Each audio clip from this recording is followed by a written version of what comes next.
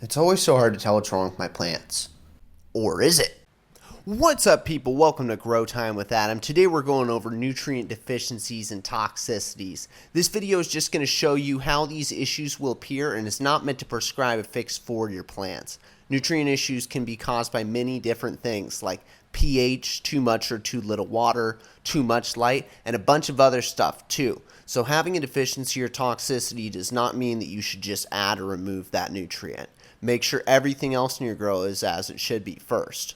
That said, once you know everything else is in check, figuring out which toxicity or deficiency you have based on cartoon pictures and limited descriptions can be very difficult. Oh my god, I'm running out of breath. I didn't expect that to happen, but it's a very difficult shot.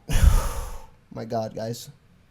That said, once you know everything else is in check, figuring out which toxicity or deficiency you have based on cartoon pictures and limited descriptions can be very difficult. So here I'll show real plant leaves and give some pro tips that I've learned over coming up on a decade of growing. And hopefully that'll shortcut the process for you. Oh my, this is a ridiculous shot, you guys. First, it's important to know where these issues will appear. Nutrients that can move from old plant tissues to new plant tissues are called mobile nutrients. NPK, or nitrogen, phosphorus, and potassium, as well as calcium and sulfur, are all mobile nutrients. So you'll first see deficiencies of these beginning at the bottom of your plant, working upwards.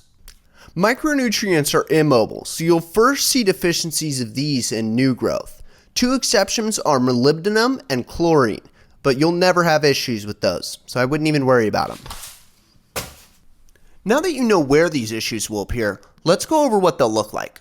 Starting at nitrogen, the N in NPK.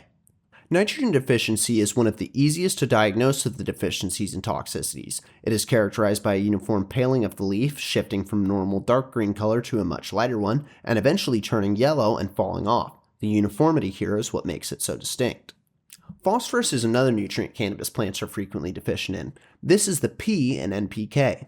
This can express in a variety of ways, like various discolorations of a plant's leaves due to buildup of anthocyanins, which are responsible for most of a plant's purple, red, or blue colors. This may first be visible in leaves via an odd purple hue while foliage remains dark. This eventually leads to loss and distortion of leaf color because of how phosphorus can distort leaf color and cause many distortions in growth. It is often misdiagnosed at later stages, though it can be caught earlier by looking at a plant's stems and petioles, which are the little stems leaves are connected to plants by. As mentioned earlier, deficiency of phosphorus leads to buildup of anthocyanins, so if you see purple on your plant's stems or petioles, and it's a non-purpling variety, it is likely a sign of phosphorus deficiency, especially in relation to potassium. Moving to potassium, or the K in NPK, potassium deficiency also has some very apparent signs. Deficiency of potassium in cannabis plants will result in chlorosis, or loss in plant's pigment due to lack of chlorophyll, starting at the edge or the margin of the leaf. This works inward on the leaf as it progresses and can also show as brown spots. At that point, the leaves are curling and eventually lose almost all color before dying. This is clearly different than nitrogen deficiency, even at later phases, due to also causing leaves to get crispy after chlorosis occurs. This is called necrosis. Potassium deficiencies also particularly stunt growth, more so than other deficiencies. Following NPK, we have what is clearly one of my favorite nutrients, calcium. Calcium deficiency expresses as necrotic brown spots, eventually spreading through the leaf, causing curling of the leaf eventually before dying. In high nutrient situations, deficiency can also appear as tip burn, which is the chlorosis and eventual necrosis of the leaf starting at the tip. This is another one we can watch the stems for, or more so interact with the stems for in this case. Higher calcium content in plants is associated with higher flexural rigidity due to them having thicker cell walls, or in other words, plants with a lot of calcium are stronger and don't bend as easily.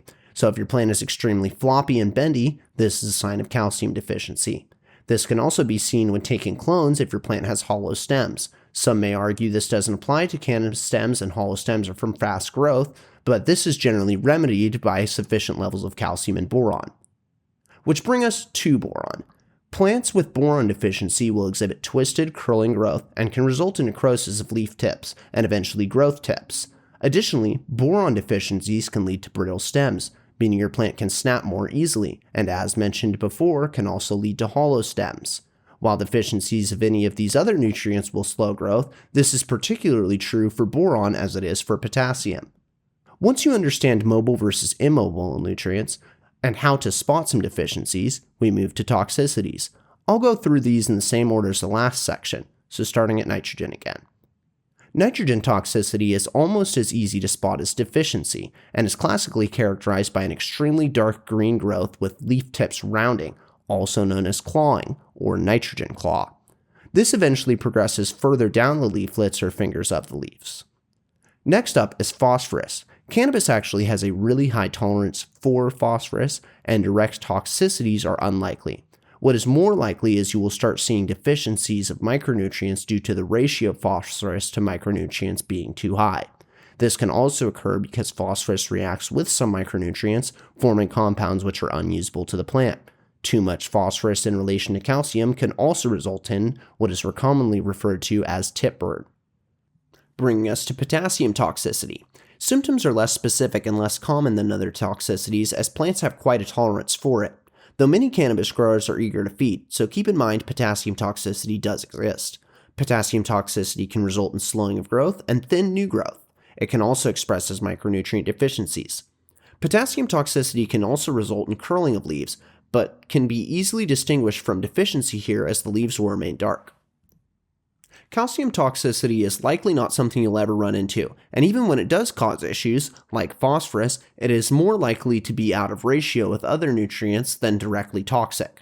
In extreme cases, it may cause nutrient lockout resulting in potassium deficiency, but this is probably most likely in a hydroponic grow.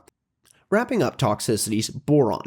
Toxicity of boron is probably most likely of all of these nutrients and will result in chlorosis of the leaves starting at the tip.